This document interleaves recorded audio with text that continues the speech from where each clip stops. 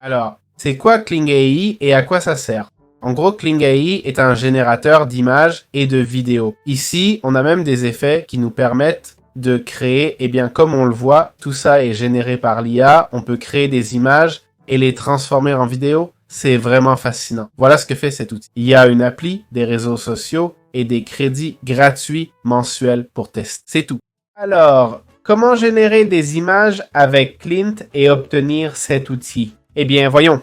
Il y a une appli mobile, pas sûr si nécessaire, et en haut à droite, un bouton connexion. On clique dessus, on choisit notre méthode de connexion, et voilà. Ici, on voit nos crédits disponibles. J'en ai 143. Ils se rechargent mensuellement, mais pour un usage pro, on peut payer un petit supplément.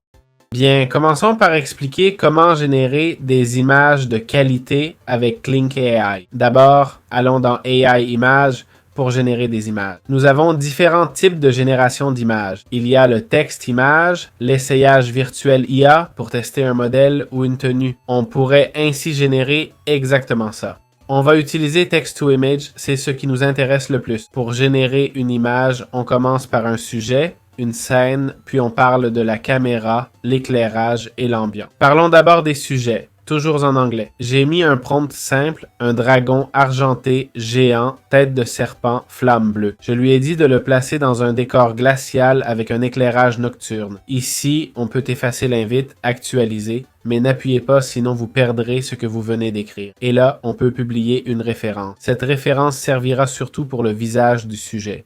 Ici, on crée de zéro et je veux voir ce qu'il fait créativement, donc on va passer. Ici, on peut choisir le ratio pour la génération. Je vais lui dire de générer en 21.9 ou en 1.1. Je lui demande de générer, comme d'hab, on va utiliser 3 crédits pour voir ce qu'il nous sort. Après un moment, il m'a généré différents modèles ici. Il a généré celui-ci, celui-là, et cet autre. Préfère le troisième, on peut l'utiliser comme référence. Ainsi, l'IA utilisera cette image comme référence. Vous voyez, elle l'a prise en référence et je peux ajuster le degré d'influence sur l'image. On peut aussi l'animer, comme faire cracher du feu à ce dragon. Certes, le feu n'est pas parfait, mais il y a bien une aura de flamme. Il ne sort pas de la bouche car je ne l'ai pas précisé. J'ai demandé du feu bleu et c'est ce qu'elle a fait. Voilà comment cette image a été générée. Alors, comment transformer des images en vidéo? Avec Kling AI, c'est vraiment simple et facile. Quand vous entrez dans Kling AI, si vous n'avez pas d'image, vous pouvez la générer avec l'IA en la décrivant. On a déjà fait une petite explication.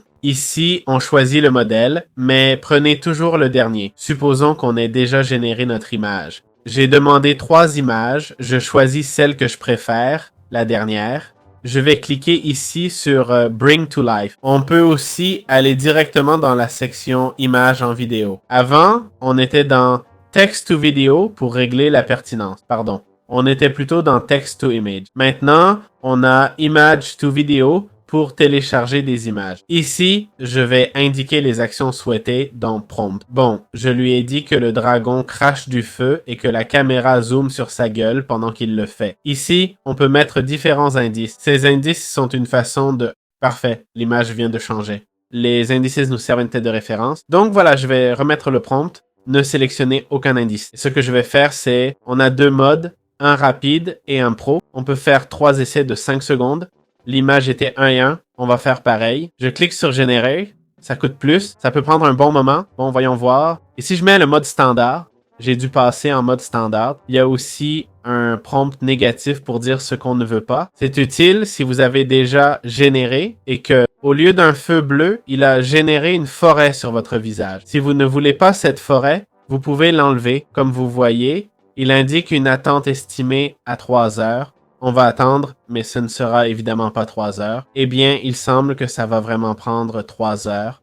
Pour éviter l'attente, je vais vous montrer les zooms possibles, comme celui-ci, qui fait un petit zoom sur ce couple, ou cet autre zoom ici, un peu plus artistique. Assurez-vous de spécifier le mouvement de caméra souhaité. Version gratuite, mais génère une petite image très lentement. C'est comme ça, ça commence tout juste. On n'aurait probablement pas eu ce genre de résultat avant. Enfin, c'est ce que je veux dire. Mais il y a des résultats vraiment impressionnants ici. Et voilà, c'est tout.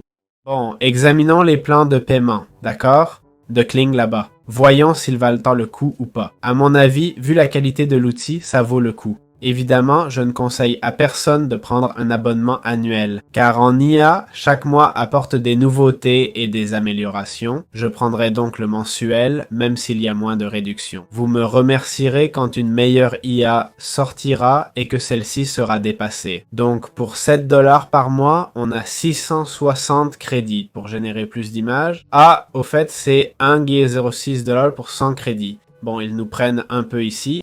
On a un crédit quotidien, une génération plus rapide, un mode pro pour les vidéos, pas de filigrane. Ils proposent un master shot et une extension vidéo améliorant la qualité d'image. C'est très intéressant. Pour des tarifs plus élevés, on a un accès prioritaire aux nouveaux outils et beaucoup plus de crédits. Non? Donc, si vous trouvez cet outil utile et pensez pouvoir en tirer profit, ça peut valoir le coup. Aujourd'hui, générer des images avec cet outil peut s'avérer assez coûteux, je dois dire. Je ne vais pas mentir non plus. Générer une vidéo coûte 20 crédits. 660 crédits pour 7 $, ça fait 33 vidéos max, qui n'est pas beaucoup. Franchement, pas beaucoup du tout. Vu la qualité et l'attente de 3 heures pour les images, j'imagine la charge sur leur serveur.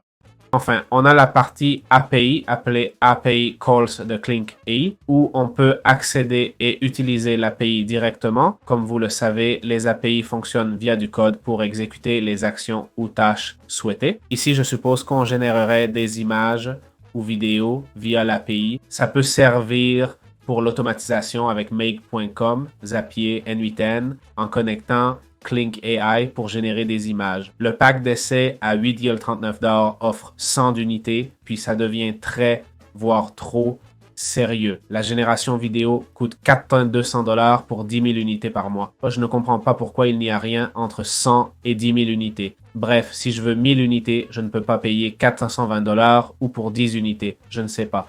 Ensuite, on a la génération d'images, encore une fois. Des prix absurdes. Enfin, pas vraiment absurdes. Ils donnent 0,14 $ par unité.